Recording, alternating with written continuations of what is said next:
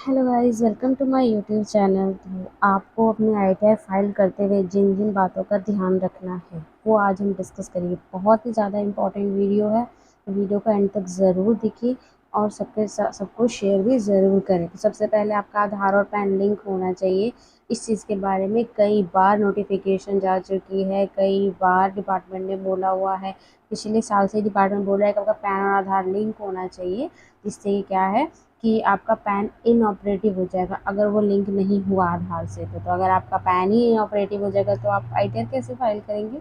तो फर्स्ट चीज़ आपको ये ध्यान रखना है, इंश्योर करना है कि आपके आधार से मोबाइल नंबर लिंक हो। अब ये क्यों ज़रूरी होता है, ये इसलिए ज़रूरी होता है क्योंकि आजकल आईटीआर क्या होता है, ईवी से तुरंत वेरीफाई हो जाती है, तो इसलिए।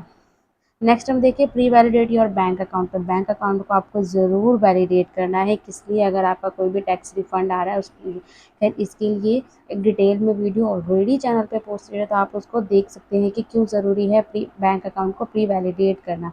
बाकी इन शॉर्ट में मैं आपको बता दूँ, ये इसलिए ज़रूरी है ताकि आपका रिफंड जो आपके बैंक में आ जाए। कई बार क्या होता है, बैंक मर्ज होते हैं तो उनका आईएफएससी चेंज होता है, नेम चेंज हो जाता है, तो इन इस केस में आपको अपना अपडेट तो करना पड़ेगा ना। तो ये चीज़ आपको ध्यान रखनी है और आपको इंश्योर करना है कि आपका आईटीआर में आपने करेक्ट बैंक डिटेल्स डाली होगी। सपोज़ आपने कोई बैंक अकाउंट आपका फ्रीज़ हो गया या बंद हो गया और आपने उसको आईटीआर में से वही डाला हुआ है रिफ़ंड के लिए, तो आपको डेफ़िनेटली उसको चेंज तो करना ही पड़ेगा। तो इसलिए नेक्स्ट आपको आईटीआर करेक्ट सेलेक्ट करना है। आपको पता होगा आईटीआर के कितने 1 से लेकर 7 तक होते हैं, तो आपको कलेक्ट करना है, ताकि करेक्ट फाइल करना है ताकि रिजेक्शन के चांसेस ना हो और आपको किसी भी कंप्लायंस की फाइलिंग ना करनी पड़े। 16 और 16A फॉर्म को आपको ज़रूर कलेक्ट कर लेना है क्योंकि यही शो करता है कि आपका कितना टीडीएस डिडक्ट हुआ है, इसी में आपका शो होता है। तो अभी जून चल रहा है तो 15 जून तक आपको 16 और 16A फॉर्म जो आपको अपना कलेक्ट कर लेना है। उसके बाद आपको अपना 26AS और AIS ज़रूर चेक करना है अपने पोर्टल पे जाके। उसको चेक करने से कोई भी मिसमैच होता है तो आपको ईज़िली जो है आप उसमें से चेक करके फ़ाइल कर सकते हैं। उसके बाद कुछ इंपॉर्टेंट डॉक्यूमेंट्स हैं जो आपको कलेक्ट करके, कुछ इंपॉर्टेंट डॉक्यूमेंट्स हैं जो आपको कलेक्ट करके रखना है, जो आपको ज़रूरत पड़ेगी। सबसे पहले इन्वेस्टमेंट प्रूफ।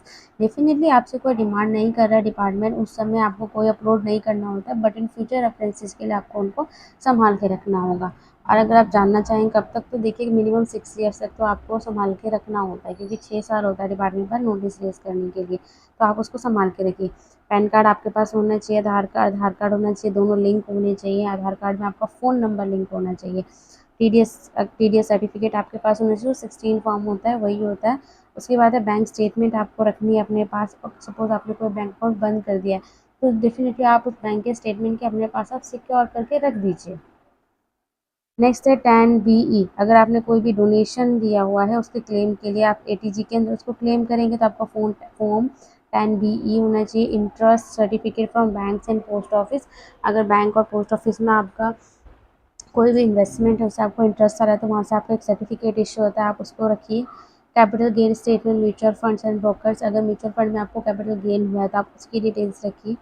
कोई भी आपके अदर इनकम है, रेंटल इनकम आती है, डिविडेंड इनकम आती है, जो भी आप डिक्लेयर करते हैं, ठीक है, तो आपको उसको जो है उसकी जो है डिटेल्स रखनी है। आपको इन डॉक्यूमेंट्स को अगर आप रखेंगे तो आपको फाइलिंग करने में काफ़ी ज़्यादा ईजी होगा और इन डिडक्शन पे आप इजीली क्लेम कर पाएंगे। कुछ अगर एडिशनल टिप्स अगर मैं आपको देना चाहूँ तो वो ये होगी कि सबसे पहले आपको वेरीफाइड डीडीएस की डिटेल्स को चेक करना है। आप अपना 26AS में जाके चेक कीजिए कि कुछ छूट तो नहीं रहा है। उसके बाद है ऑल इनकम सोर्सेज को आपको रिपोर्ट करना है। इनकम इंक्लूडिंग आपको salary, rental income, interest income, capital gain, आपको सारी ही रिपोर्ट करनी है। इससे क्या होगा, सपोज आप कैपिटल गेन भूल गए बट यहाँ आप म्यूचुअल फंड है, शेयर्स है, बट यहाँ आपका पैन कार्ड लिंक होता है, तो अगर आप रिपोर्ट करें या ना करें आपके AIS में सब कुछ दिखता है। तो उस चीज़ को आपको ध्यान रखना है। डिडक्शन को आपको क्लेम करना है जिससे कि क्या हो, आपकी टैक्सेबल इनकम कम होती जाए और आपका मिनिमम टैक्स लगे। नेक्स्ट है file within due date. आप ड्यू डेट से पहले ही फाइल कर दीजिए, लास्ट डेट का वेट बिल्कुल मत कीजिए, ठीक है, क्योंकि लास्ट डेट पे कई बार साइट नहीं चलती है तो आपको बहुत ज़्यादा प्रॉब्लम हो जाएगी। तो वीडियो अच्छी लगी तो उसको लाइक ज़रूर करें, दोस्तों के साथ शेयर करें और चैनल को सब्सक्राइब ज़रूर करें। और कोई भी क्वेश्चन आपके माइंड में हो तो नीचे कमेंट बॉक्स में ज़रूर लिखें। So thanks for watching my video. Thank you so much. Bye bye.